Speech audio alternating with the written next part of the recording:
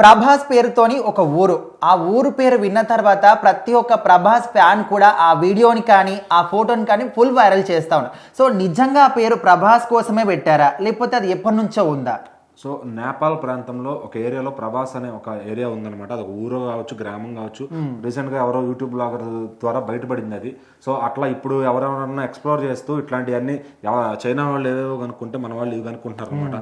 మన హీరోల పేర్లు ఎక్కడ ఉన్నాయి, మన హీరోల పేరు ఫోటోలు ఎక్కడ ఉన్నాయి నార్త్లో, సో వాళ్ళ క్రేజ్ ఎట్లా ఉంది అని చెప్పి. అయితే ప్రభాస్ గారు పాపులర్ అయిన తర్వాత పెట్టిన పేరు అయితే కాదు అది, అది ఎప్పటి నుంచో ఉన్న పేరు.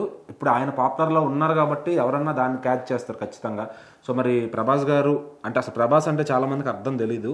అది శివుడికి సంబంధించిన పేరు అనమాట ఖచ్చితంగా. సో ఆ శివుడాజ్ఞలో పుట్టాడని చెప్పి ప్రభాస్ గారికి ఆ పేరు పెట్టారు. వాళ్ళ ఫ్యామిలీ అంతా కూడా శివుడిని కొలుస్తారు వాళ్ళ ఇంట్లో. సో ప్రభాస్ గారికి ఆ పేరు అట్లా వచ్చింది. సో వీళ్ళు పెట్టుకున్న ఇది కూడా శివుడికి సంబంధించి పెట్టుకున్న పేరు అది.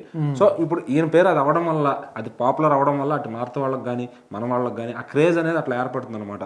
సో ఇప్పుడు వాళ్ళు ఆ ఉద్దేశంలో పెట్టుకున్నారు. నేపాల్లో కూడా పూజలు చేస్తారు, మనం బద్రీనాథ్ అని పెట్టుకుంటాం. సో అప్పటికి బద్రీ అనే మూవీలో బద్రీనాథ్ అంటాడు, అంటే అది దేవుడి పేరుగా అతనికి పెట్టుకున్నారు. అదేదో యాటిట్యూడ్ కోసం పవన్ కళ్యాణ్ సినిమాలోంచి బద్రీనాథ్ అనే సినిమా పేరు పెట్టలేదు.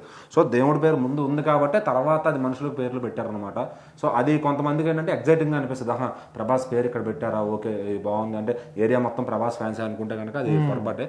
సో ఏంటంటే ఆ పేరు దేవుడికి సంబంధించిన పేరు కాబట్టి దాన్ని అక్కడ వాళ్ళు పెట్టుకోవడం జరిగింది. సో మనవాడు కనిపెట్టగానే ఫ్యాన్స్ అందరూ కూడా అన్న క్రేజ్ ఇట్లా ఉంది, వాళ్ళు ఆ వేరే థింకింగ్లోకి వెళ్ళిపోతారు అనమాట ఖచ్చితంగా. సో అట్లా కాకుండా ఏంటంటే అది ఫస్ట్ దేవుడి పేరుని వాళ్ళకి సెల్ఫ్గా తెలియాలి. సో తర్వాత ఓకే ఈయన ఇప్పుడు ఫామ్లో ఉన్నాడు కాబట్టి ఆ పేరు వాళ్ళు అలా ఊహించుకోవడంలో తప్పే లేదు. ఎక్కడో అల్లు అర్జున్ అని పేరు పెడతారు. అల్లు అర్జున్ అనే పేరు ఏంటంటే అది అతను చూసి పెట్టినట్టు ఉంటుంది, దాని వేరే మీనింగ్ ఉండదు.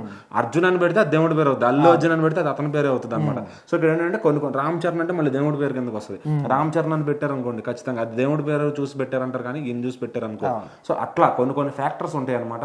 సో ఇక్కడ ప్రభాస్ అనే పేరు ఆ దేవుడి కోసం వాళ్ళు పెట్టుకున్న ఏరియా పేరు అది.